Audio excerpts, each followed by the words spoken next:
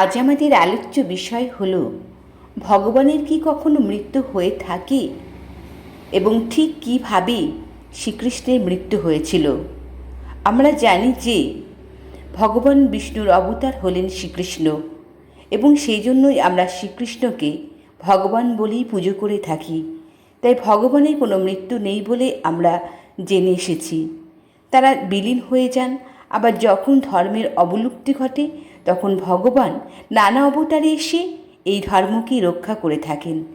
তাই অনেকেই মনে করেন যে শ্রীকৃষ্ণের মৃত্যু হয়নি, আবার অনেকেই মনে করেন যে শ্রীকৃষ্ণের মৃত্যু হয়েছিল এবং জরা নামে এক শিকারীর হাতে। এখন আপনাদের মনে হতে পারে যে কে এই জরাব্যাধ, আর কেনই বা তিনি কৃষ্ণকে হত্যা করেছিলেন।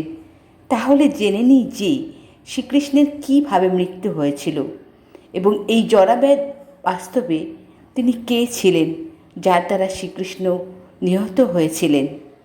যাদব বংশের ধ্বংসের পরে একদিন শ্রীকৃষ্ণ একটি গভীর জঙ্গলে মনের দুঃখে একটা গাছের নিচে বসেছিলেন।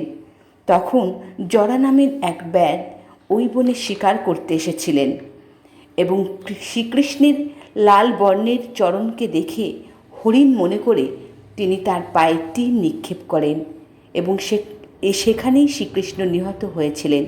তারপর জরা শ্রীকৃষ্ণকে দেখতে পেয়ে নিজের ভুল বুঝতে পেরে কান্নায় ভেঙে পড়েন এবং তার কাছে ক্ষমা প্রার্থনা করেন। তখন শ্রীকৃষ্ণ তাকে বলেন যে না, তার কোনো দোষ নেই, পূর্বজন্মের কর্মের ফলের জন্যই তিনি আজ এই জরার হাতে নিহত। কারণ জরা পূর্বজন্মে ছিলেন বানরাজ বালি, আর তখন তিনি ছিলেন শ্রীরাম।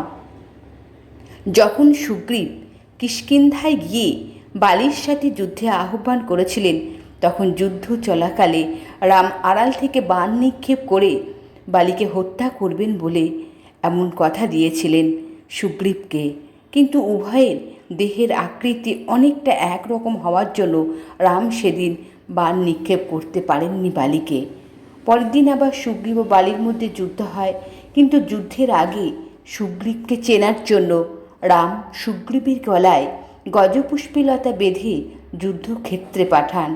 এরপর যখন বালি ও সুগ্রীবের যুদ্ধ চলছিল, তখন রাম গজপুষ্পলতা দেখে চিহ্নিত করে সুগ্রীবকে এবং আড়াল থেকে বালিকে বাণ নিক্ষেপ করে তাকে হত্যা করেছিলেন।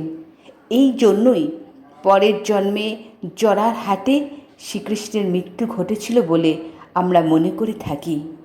নমস্কার।